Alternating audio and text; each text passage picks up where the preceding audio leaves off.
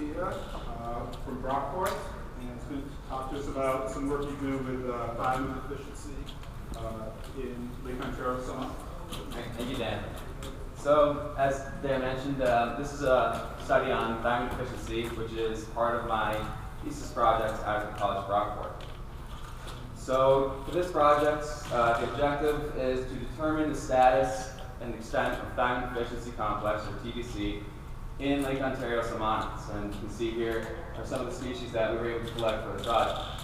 And so this objective has really three parts to it, which include quantifying TDC-induced mortality in offspring, measuring thiamine concentrations in adult liver, muscle, and egg tissue, and then lastly, calculating thiamine thresholds or requirements of thiamine based on EC50s or effective concentrations of thiamine for 50% mortality for each species. So what is thiamine? Why is it really important? Well, it's vitamin B1, and it's required for proper growth, neurology, and metabolism. It's only obtained through the diet, is water soluble, and it's comprised of three vitamins, as you can see here. So we have free thiamine, thiamine monophosphate there in the middle, and thiamine pyrophosphate. Each one of these vitamins has a different function, free thiamine being mainly a mobile form that can be found throughout the entire body, thiamine monophosphate being reserved, and then thiamine pyrophosphate being the active form that's found for, or used for, nervous system function and also cellular metabolism. So when you don't have enough thiamine, especially with fish, they have thiamine deficiency complex, which has been a recurring issue in the Great Lakes region since the 1960s. And recently we've been seeing increases in its severity. The issues with TDC are that it impairs cellular metabolism, neurological processes, and early life stage survival. Really, the early life stage is the point that you see most of the mortality, because during this period you have high thiamine requirements relative to your size because you have a lot of development and growth occurring at that stage. However, there are species-specific thiamine requirements. So we know that there are higher requirements in some species than others, but the specifics of that is kind of limited, and the number of species that we have information on is also limited. And lastly, we know that the occurrence is related to crayfish consumption, specifically with aloe. And what we see is that when you have a salmon or trout feeding on aloe, you get impacts for the offspring. And all of the offspring in this figure are actually still alive, but what they're experiencing is secondary sublethal impacts. And these include lethargy, uncoordinated swimming, and immune dysfunction. So for this project, fish were collected at 5 different locations throughout the lake through different methods. You can see we're electrofishing in the top right. We use gill netting. We also did some boat electrofishing. And for all the samples that were collected, they were conducted during the spawning migration in 2015. In addition, we got a lot of our steelhead, chinook, and coho salmon from the Salmon River hatchery, which was conducted during their annual egg sitting. Liver and muscle samples were collected, as well as eggs when available. And egg subsamples were collected, as you can see in the figure here, and they were fertilized so that we could determine the offspring mortality. So once we had all the eggs fertilized, we brought them back to the lab where they're incubated and separated by family. So in that first figure, you can see how we have different baskets, and each basket represents all the offspring from one female. So that way, once they hatch, we can separate them into different aquaria and follow their development and look at their specific mortality. So you can see in the central figure, we have offspring that are doing relatively well in comparison to this last figure where not so much. Thiamine was quantified using high-performance liquid chromatography. That bottom left is an example of a chromatograph that we would likely see. You can see we get concentrations for the three vitamins, being thiamine pyrophosphate, monophosphate, and then that free thiamine. And then we can combine all those results to determine the total thiamine. So we like to start out looking at thiamine-induced offspring mortality, so that way we can determine what's the status of the thiamine deficiency. And we found that the highest mortality was in steelhead trout at 87%. So 80% of all the offspring were dying. And you can see that 12 of the families, had 100% mortality due to the thiamine deficiency, which is unbelievable. And what we also found was that there's high variation in percent mortality among individuals and within species. So, for example, we have the lake trout that had one family that had 100% mortality, which is actually the species, the family that you see in the figure here, and in comparison, all the other ones were much lower. Unfortunately for that, we only had 7 families that we had reproducing, so that's one limitation that we currently had. But next we look at the egg thiamine concentrations. Egg thiamine is important because it's not only an indicator of adult thiamine status, but it also is an indicator of that mortality that you just saw. So we know that it was significantly higher in the brown trout. However, there was a lot of variation in the brown trout as well. One thing I forgot to mention on the previous slide was that we didn't collect any brown trout that were reproducing or that the females were ovulating, so that's why they weren't included here. But we did see that they had the highest egg thiamine concentration, and there was high variation in that, and we had levels as low as 3 nanomoles per gram of thiamine, but also as high as 22, so there's really see that variation. What we also saw was that there was differences in dominant vitamin among the species. So in brown trout, lake trout, and chinook, you see that that top bar there, that free thiamine is the most abundant. In comparison to steelhead and coho, it's much less. And that's important because free thiamine is usually the most abundant vitamin in eggs. So next we looked at adult mussel and liver thiamine concentrations. For the mussel, we found that lake trout had the highest, followed by brown and the other species. For liver, we found that brown trout had the highest, so that's the only difference between the two. But in comparison to the eggs, now the coho are more towards the middle, and then the chinook salmon have dropped down to the bottom. Interestingly here, steelhead trout is highlighted because these steelhead trout were collected right after that major die-off in 2014 in the Salmon River, and that die-off was the first known occurrence of adult mortality due to thiamine deficiency in Lake Ontario. But what do these mussel and liver results really mean? We found that there were no significant relationships with mussel or liver between them or either the egg thiamine concentrations or TDC-induced mortality. So when we try to determine what the concentrations and really where the deficiency is at for each species, we looked at it based on mortality and the egg thiamine concentrations. So here you see 2 figures.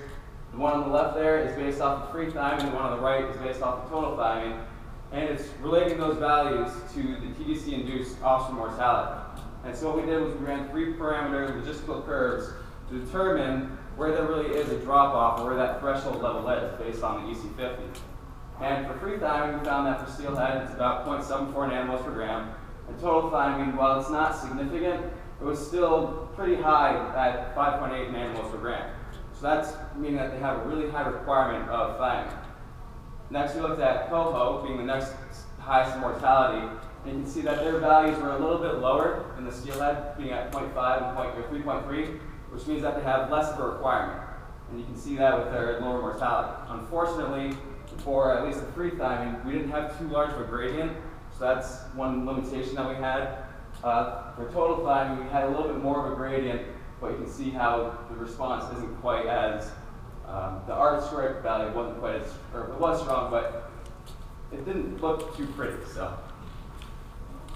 So for lake trout, this was where things got a little bit more interesting because of the small sample size. For the free thiamine, the value is really low at 0.03. But that's because we only had that one species that had that really elevated mortality, and the free thiamine for that species was also very low. So that value kind of remains unknown. For the total thiamine, it's a little bit better at 1.26, which is also still lower than the other species, but that might also be a little bit off as well. Lastly, for Chinook salmon, we had free thiamine concentrations at 0.21, total thiamine at 1.53. Thinking back to the other species, you can see how that's also lower, and that might be why you have that lower mortality. You see very nice curves for both the free thiamine and total thiamine. So here's a figure that kind of represents where we're at now, based on the mortality, egg thiamine concentrations, and both the free thiamine and total thiamine EC50s.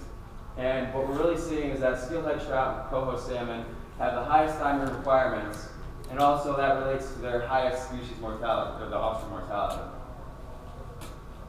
So currently, we have all this information. Where are we at in Lake Ontario?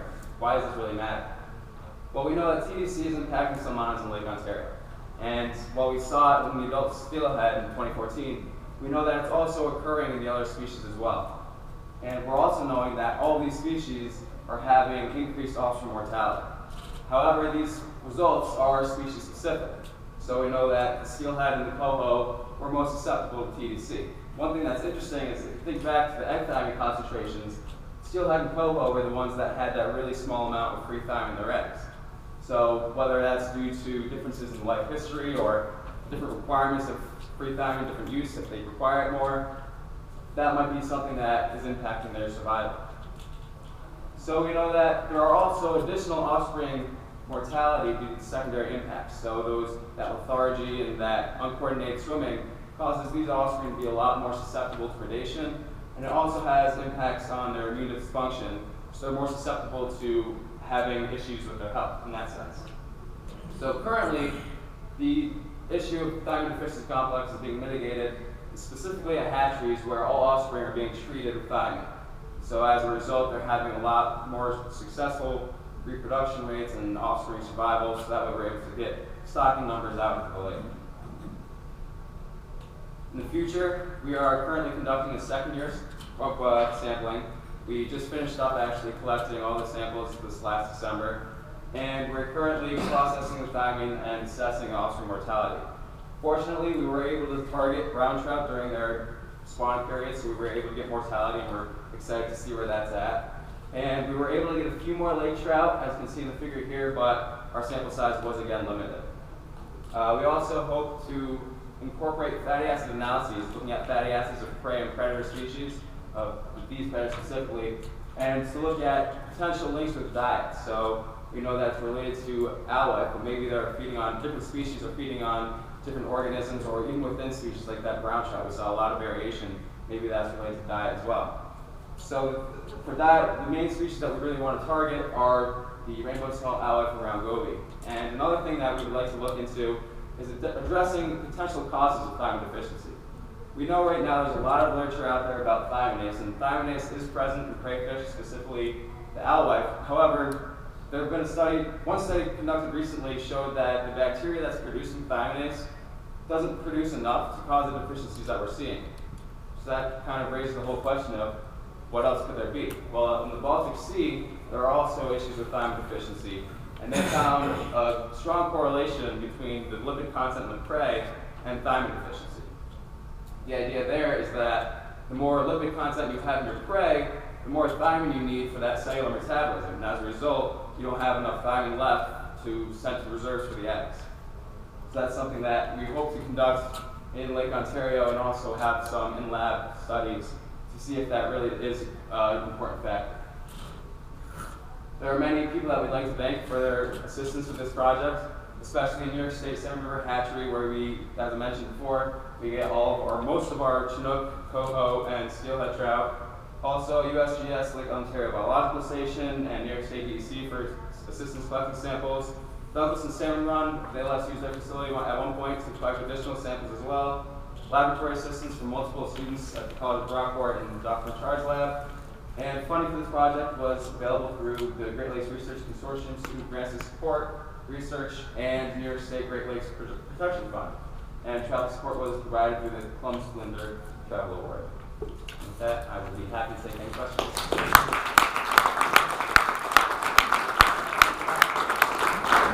Plenty of time for some questions. Yeah. So what are the preys that have the highest lipid counts? So we found that there's one thing that we're actually looking into right now. I believe there was a poster presentation on this, and it showed that owlet have the highest lipid content as well. Yeah. So that last point made it interesting about the lipid might be more influential than we thought, the thiamine levels in the LY.